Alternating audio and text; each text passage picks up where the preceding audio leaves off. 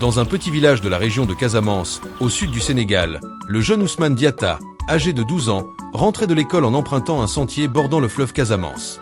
C'était la saison des pluies, et les berges étaient glissantes et dangereuses. Soudain, il entendit des cris de détresse. Un peu plus loin, il aperçut un vieil homme qui avait glissé dans la boue et ne parvenait pas à remonter la pente abrupte. Sans hésiter, Ousmane déposa son sac d'école et se précipita pour aider le vieillard. Avec beaucoup d'efforts et de courage, le jeune garçon réussit à tirer l'homme hors de danger. Le vieil homme, qui s'appelait Ibrahima Sané, était épuisé mais reconnaissant. Il remercia chaleureusement Ousmane, lui offrant en guise de gratitude un petit bracelet en bois sculpté qu'il portait au poignet. Ousmane refusa poliment le cadeau, expliquant qu'il n'avait fait que son devoir et qu'il était heureux d'avoir pu aider. Il s'assura qu'Ibrahima pouvait rentrer chez lui en sécurité avant de reprendre son chemin, le cœur léger d'avoir fait une bonne action. Ce jour-là, sans le savoir, Ousmane avait posé les fondations d'une connexion qui allait changer sa vie bien des années plus tard. Les années s'écoulèrent paisiblement dans la petite ville de Ziguinchor, capitale de la Casamance. Ousmane grandit, devenant un jeune homme brillant et déterminé. Sa bonté naturelle et son désir d'aider les autres ne l'avaient jamais quitté. Après avoir obtenu son baccalauréat avec mention au lycée Djignabo, Ousmane fut admis à l'université Cheikh Anta Diop de Dakar pour étudier la médecine. C'était un rêve devenu réalité, nourri par son désir de soulager la souffrance et d'améliorer la santé dans sa région natale. Pendant ce temps, le vieil Ibrahima Sané continuait sa vie tranquille à Ziguinchor. Il parlait souvent à ses petits-enfants du jeune garçon qu'il avait sauvé des années auparavant, regrettant de n'avoir jamais eu l'occasion de le remercier correctement. Les deux hommes ne se croisèrent plus pendant cette période, leurs chemins ayant divergé. Mais le destin avait d'autres plans pour eux, et leur route allait bientôt se croiser à nouveau, dans des circonstances tout à fait inattendues. Ousmane se plongea dans ses études de médecine avec passion et détermination. Les années à l'université furent intenses, remplies de longues nuits d'études, de stages pratiques exigeants et de défis constants. Mais Ousmane persévéra, motivé par son désir de retourner en Casamance pour aider sa communauté. Pendant ses vacances, Ousmane retournait à Ziguinchor pour aider dans les dispensaires locaux, gagnant une précieuse expérience pratique et restant connecté à sa communauté.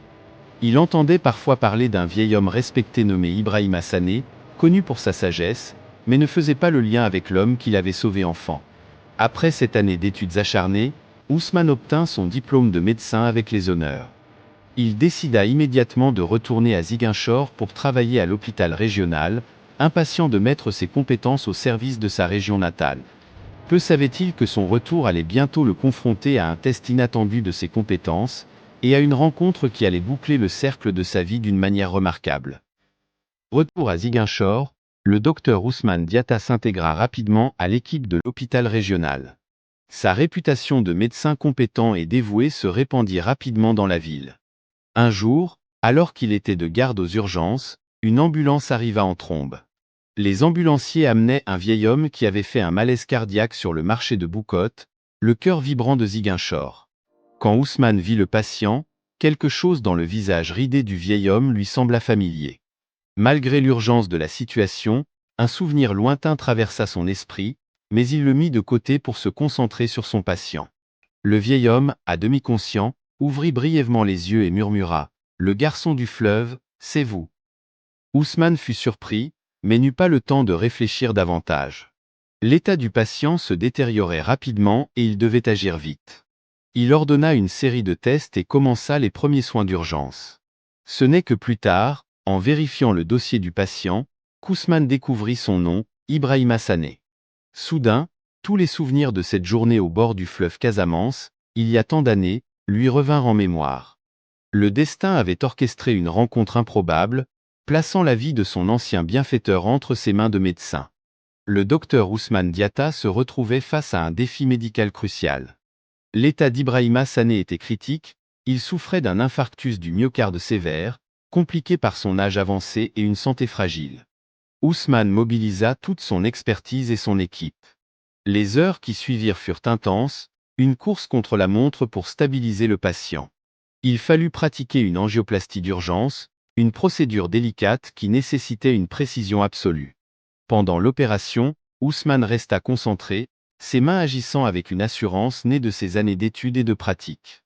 Il pensait à l'ironie du sort, cet homme qu'il avait sauvé enfant dépendait maintenant de lui pour survivre une seconde fois. L'intervention fut longue et périlleuse. À plusieurs reprises, le cœur d'Ibrahima menaça de lâcher, mais Ousmane et son équipe ne renoncèrent pas. Ils utilisèrent toutes les ressources à leur disposition, combinant techniques modernes et remèdes traditionnels de la pharmacopée sénégalaise pour soutenir le corps affaibli du vieil homme. Enfin, après plusieurs heures d'efforts acharnés, l'état d'Ibrahima se stabilisa. Ousmane poussa un soupir de soulagement, épuisé mais satisfait. Il avait réussi à sauver la vie de l'homme qui, sans le savoir, avait inspiré sa vocation de médecin. Alors qu'il quittait la salle d'opération, Ousmane réalisa que le cercle était bouclé. Le jeune garçon qui avait agi par pure bonté était devenu l'homme capable de sauver des vies grâce à sa science et sa détermination. Les jours suivants, Ibrahima Sané récupéra lentement dans le service de cardiologie. Ousmane lui rendait visite régulièrement, veillant sur sa convalescence. Lors d'une de ces visites, Ibrahima, maintenant pleinement conscient, reconnut enfin Ousmane. Les yeux brillants d'émotion, il raconta à son médecin et aux infirmières présentes l'histoire de leur première rencontre au bord du fleuve Casamance. « Ce jeune docteur m'a sauvé 2 fois la vie », déclara Ibrahima avec fierté. La première fois quand il n'était qu'un enfant, et maintenant en tant que médecin accompli. Ousmane, ému, expliqua comment ce geste simple d'aide à un inconnu avait influencé toute sa vie, le poussant à devenir médecin pour aider les autres. Cette révélation eut un impact profond sur tout le personnel de l'hôpital. Elle rappela à chacun l'importance des actes de bonté et comment ils peuvent avoir des répercussions inattendues et merveilleuses. Dans les semaines qui suivirent, l'histoire d'Ousmane et d'Ibrahima se répandit dans tout Ziguinchor, inspirant la communauté. Elle devint un symbole d'espoir et de la façon dont la compassion et le dévouement peuvent transformer des vies. Pour Ousmane, cette expérience renforça sa vocation. Il réalisa que chaque patient qu'il traitait était potentiellement quelqu'un qui avait marqué ou marquerait la vie d'un autre de manière significative. Ibrahima, une fois rétabli, devint un ardent défenseur de l'éducation et des soins de santé en Casamance, partageant son histoire pour encourager les jeunes à poursuivre leurs rêves et à servir leur communauté. Ainsi, un simple acte de bonté au bord d'un fleuve avait créé des ondulations qui continuaient à se propager, touchant de nombreuses vies et renforçant le tissu de la communauté casamançaise.